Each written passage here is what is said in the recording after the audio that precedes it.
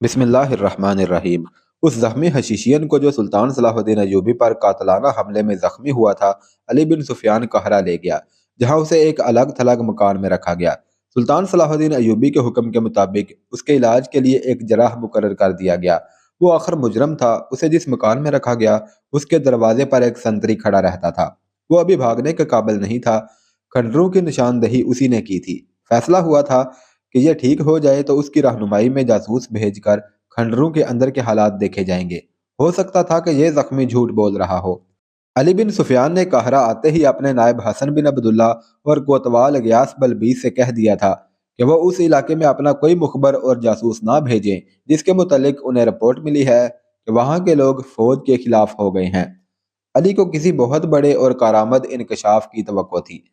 زخمی کو معلوم نہیں کیوں یہ وہم ہو گیا تھا کہ وہ زندہ نہیں رہے گا۔ وہ روتا تھا اور بار بار اپنے گاؤں کا نام بتا کر کہتا تھا کہ میری بہن کو بلا دو، میں اسے دیکھ نہیں سکوں گا۔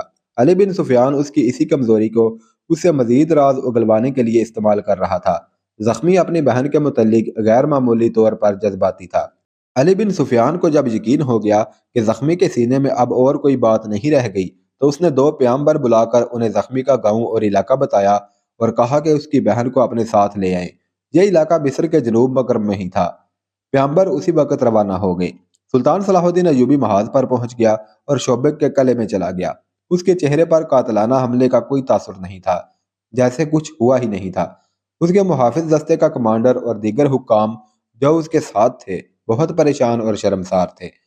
وہ ڈرتے بھی تھے کہ سلطان صلاح الدین ایوبی کسی نہ کسی مقام پر ان پر برس پڑے گا اور جواب طلبی بھی کرے گا، مگر اس نے اس طرف اشارہ بھی نہیں کیا۔ البتہ اپنی مرکزی کمان کے فوجی حکام سے کہا کہ آپ نے دیکھ لیا ہے کہ میری زندگی کا کوئی بھروسہ نہیں، آپ میری جنگی چالیں غور سے دیکھتے رہا کریں۔ دشمن نے جو دوسرا محاذ کھول رکھا ہے اس پر گہری نظر رکھیں اور تخریب کاروں کی پکڑ دھکڑ اور سرکوبی کرتے رہیں۔ اس نے کسی سے اتنا بھی نہ کہا کہ محافظ دستے کی چھان بین کی جائے۔ اس نے اتنے بڑے حادثے کا کوئی اثر ہی نہیں لیا۔ شعبے کے قلعے میں پہنچا اور سب سے پہلے پوچھا کہ کوئی جاسوس واپس آیا ہے یا نہیں۔ اسے بتایا گیا کہ 2 جاسوس کارآمد معلومات لائے ہیں۔ اس نے دونوں کو بلا لیا اور صلیبیوں کے ارادوں کے متعلق رپورٹیں لی۔ اسے تقریباً وہ تمام پلان بتا دیا گیا جو صلیبیوں نے تیار کیا تھا۔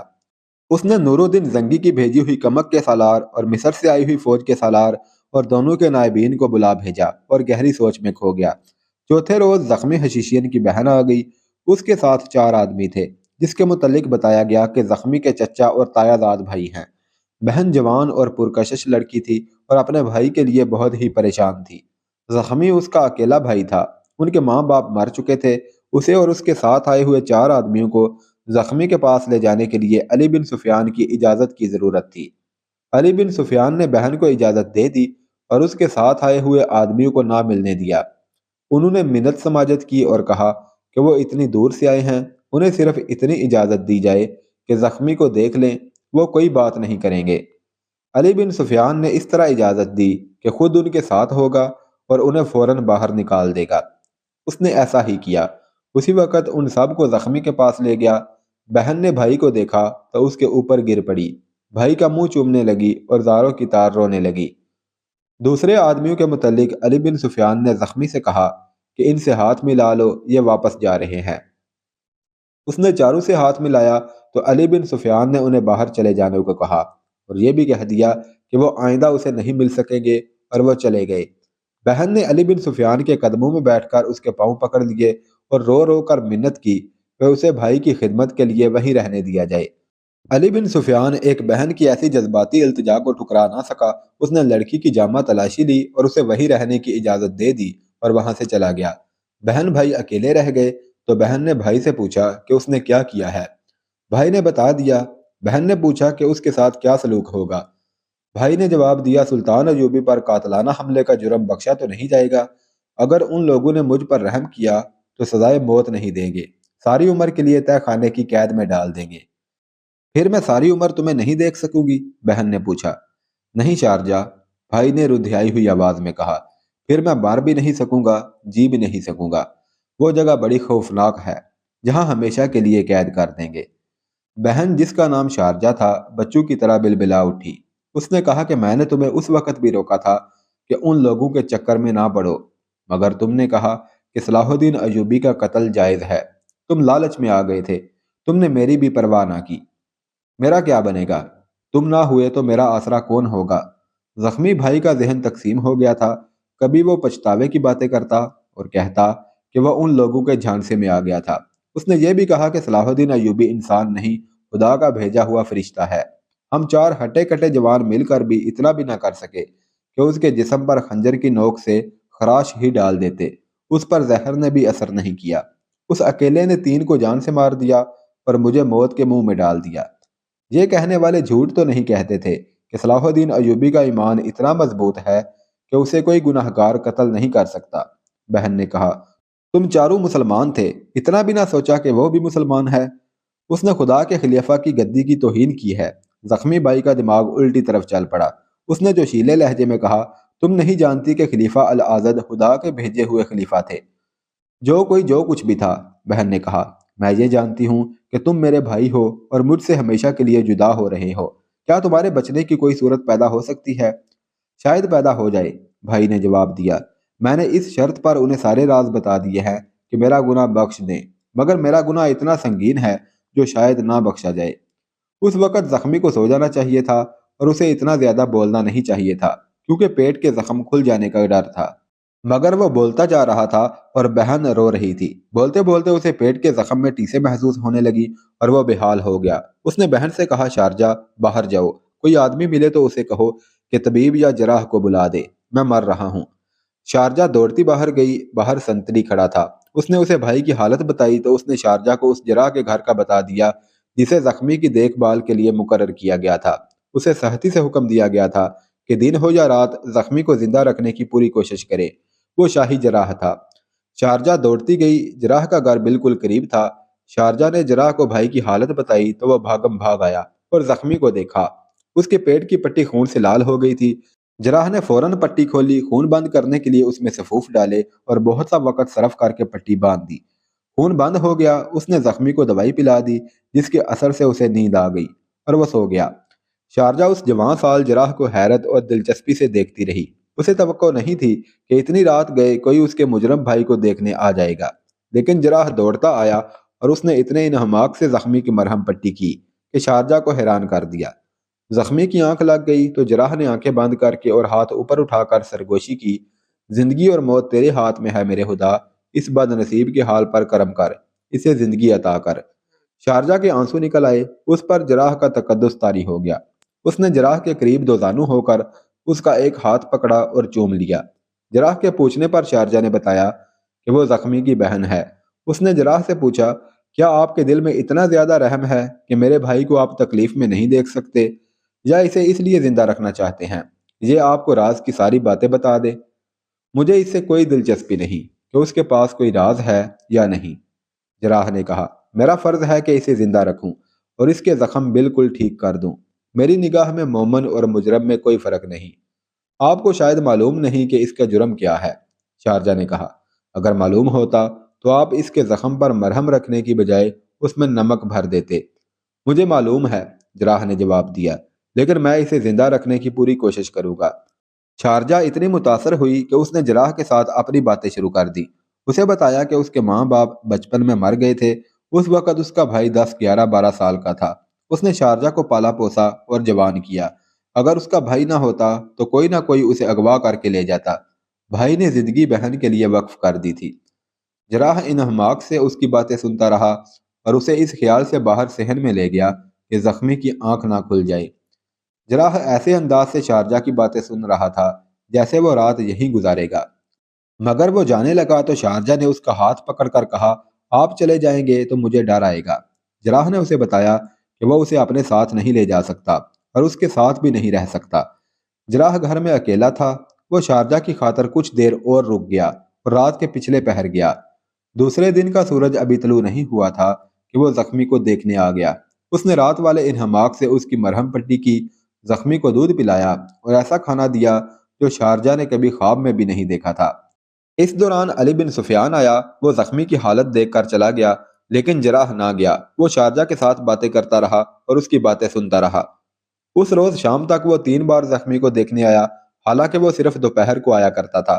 شام کو وہ چلا گیا تو زخمی نے اپنی بہن سے کہا، شارجہ، میری ایک بات غور سے سن لو۔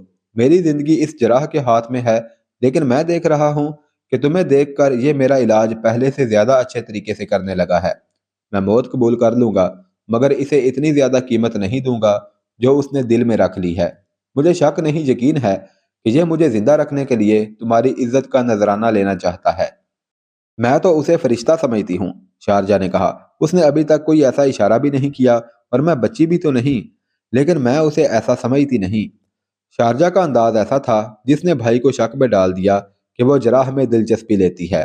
اس رات جراح آیا، زخمی سو گیا تھا، شارجہ جاگ رہی تھی۔ وہ جراح کے ساتھ صحن میں چلی گئی، کچھ دیر باتیں ہوتی رہی۔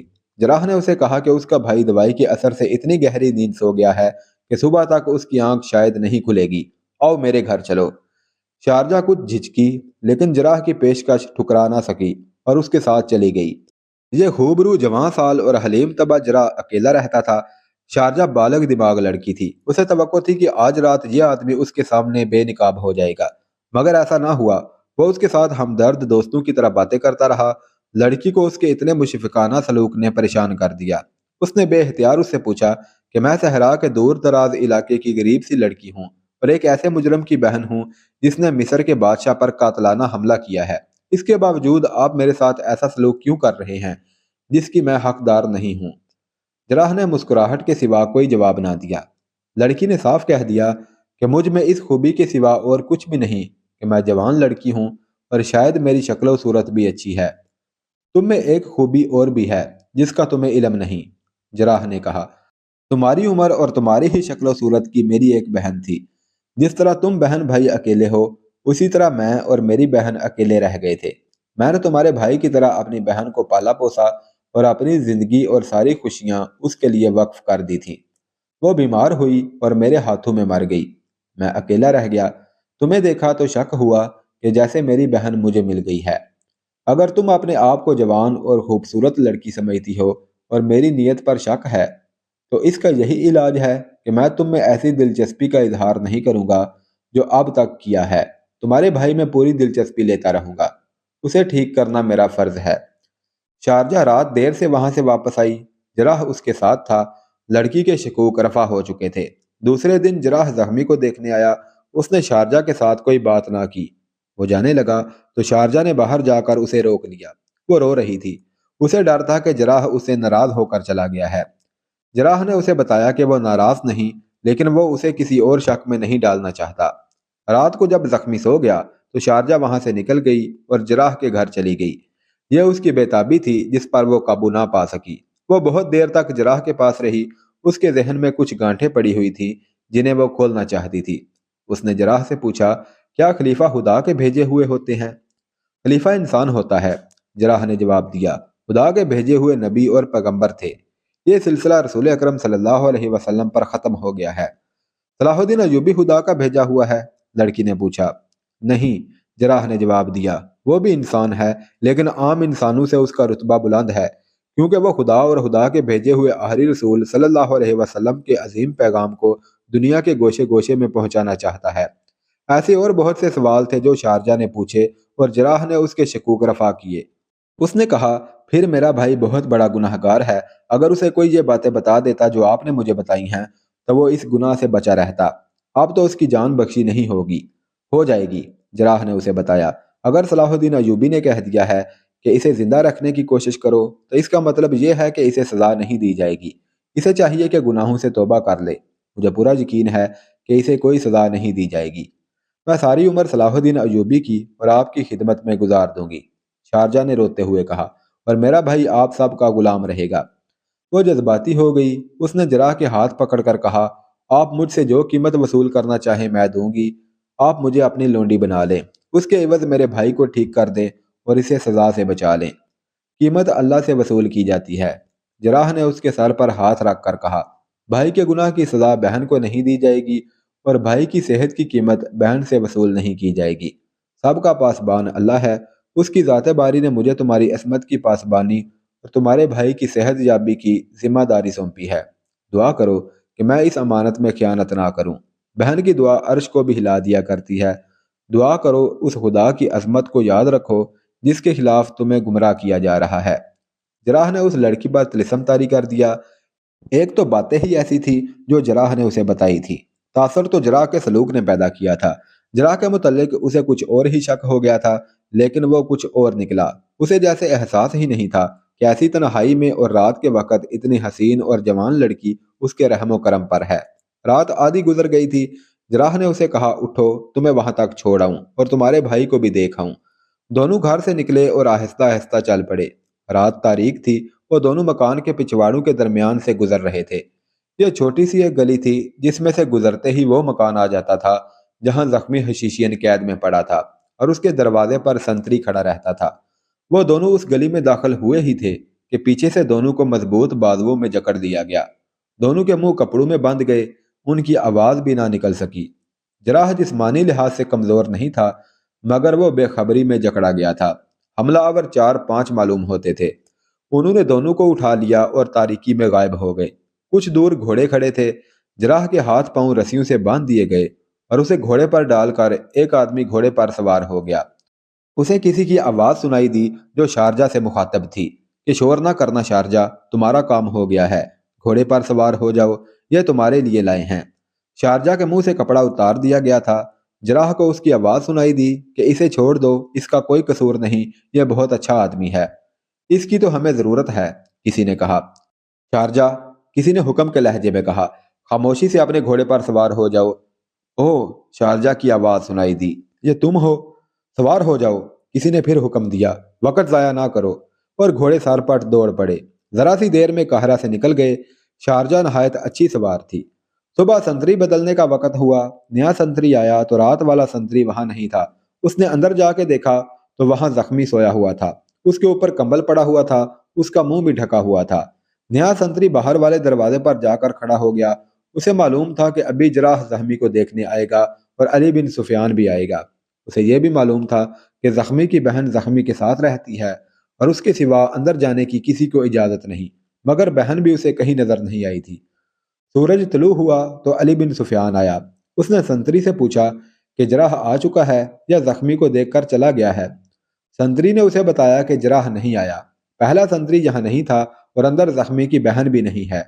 علی بن سفیان یہ سوچ کر اندر گیا کہ زخمی کی تکلیف بڑھ گئی ہوگی اور اس کی بہن جراح کو بلانے چلی گئی ہوگی۔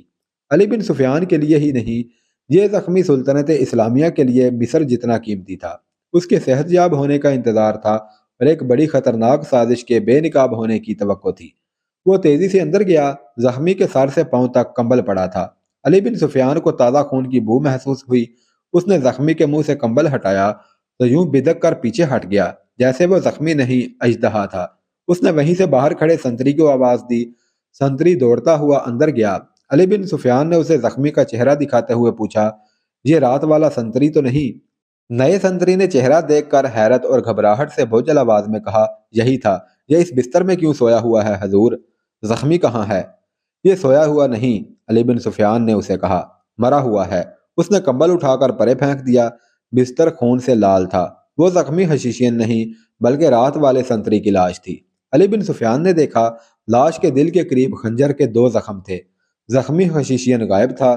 علی بن سفیان نے کمرے میں، صحن میں اور باہر زمین کو غور سے دیکھا۔ کہیں خون کا قطرہ بھی نہیں نظر آیا۔ اس سے ظاہر ہوتا تھا کہ سنتری کو زندہ اٹھا کر اندر لایا گیا اور بستر پر لٹا کر اس کے دل میں خنجر مارے گئے۔ اسے تڑپنے نہیں دیا گیا، ورنہ خون کے چینٹے بکھرے ہوئے ہوتے۔ وہ مر گیا تو اس پر کمبل ڈال دیا گیا اور قاتل زخمی قیدی کو اٹھا کر لے گئے اور اس کی بہن کو بھی لے گئے۔ صاف ظاہر تھا کہ زخمی کی بہن نے زخمی کے فرار میں مدد دی ہے۔ وہ جوان اور حسین لڑکی تھی۔ اس نے سنتری کو پھانس لیا ہوگا، اسے اندر لے گئی ہوگی اور لڑکی کے ساتھیوں نے سنتری کو بے خبری میں پکڑ لیا ہوگا۔